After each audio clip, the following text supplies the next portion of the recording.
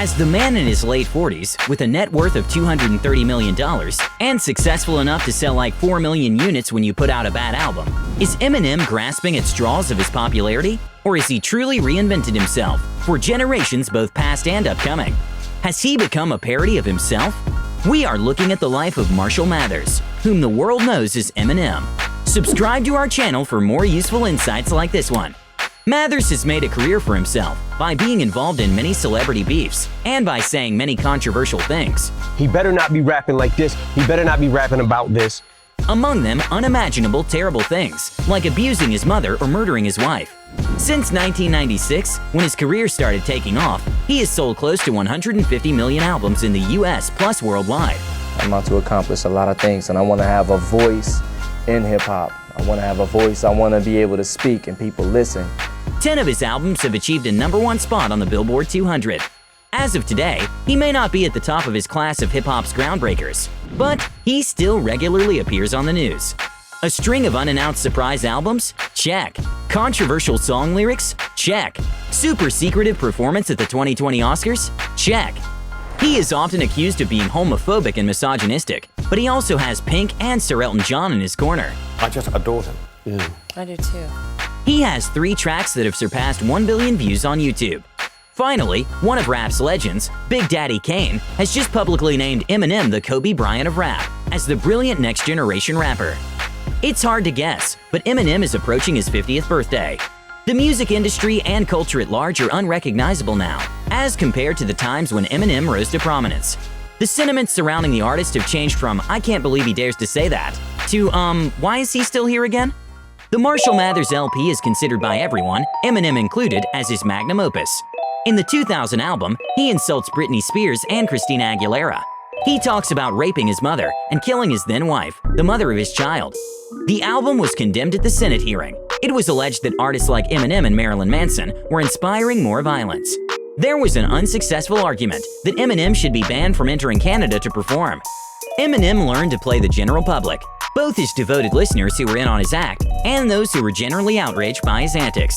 His rise in the ranks allowed him to appear on magazine covers, top of the charts, and win multiple Grammys. Any new music he released and his publicity stunts were followed with a mix between awe, confusion, and condemnation. He rapped about stabbing gay and trans people.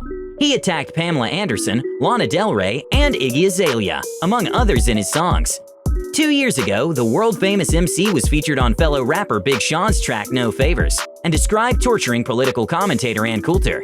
In collaboration with Pink on her song Revenge, he curses his certain ex-lady. Pink came to Eminem's defense by saying that in the song, Eminem explored his sillier side. "I know that some people think he's homophobic, misogynistic, and all kinds of things. I've worked with Eminem 1,000 times. He's not those things. He's an artist, he's a genius, and he presses people's buttons on purpose." Eminem's name had once been synonymous with homophobia. He used gay slurs in his lyrics as a means to offend his opponents up to 2014. The rapper insists he has no issues with LGBTQ+ folks. His friendship with music icon Elton John could perhaps be considered as proof. In 2001, Eminem and Elton performed Stan at the 2001 Grammys.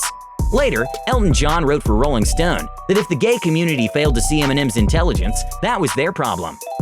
By the way, Elton John was a key figure in Eminem's path to sobriety, for the performer used to have serious drug issues.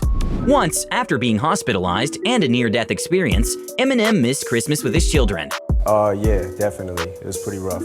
That was his first wake-up call to become sober, and Elton John agreed to become Eminem's mentor and often checked in on him. In his songs, the rapper no longer threatens to kill his wife Kim Scott, whom he married and divorced twice. "We're good now, and she's the mother of my daughter," he admitted recently. He has since made peace with his mother too, despite his turbulent relationship with both women. In his 2017 interview with The Vulture, the then 45-year-old rapper said that now, it's more about passion for him than rebellion. "I'm not the person I was at 28. The passion is still there, but the rage mostly isn't." Still, in his new album, Eminem raps about the Manchester terrorist attack that happened in 2017 at Ariana Grande's concert. Eminem references the attack, which killed 22 people with bomb sound effects playing in the background.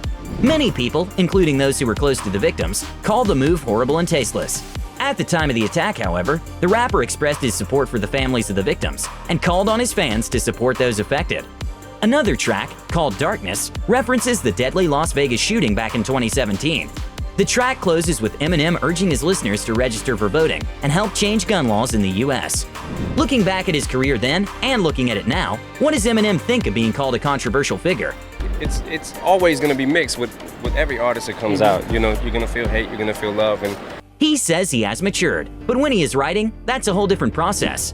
When I'm writing, a line will pop in my head that's so ridiculous that it's funny, and depending on the punchlines I need and the rhyme schemes in the song, maybe I'll use it. And then he adds that people shouldn't be looking up to him if they seek political correctness.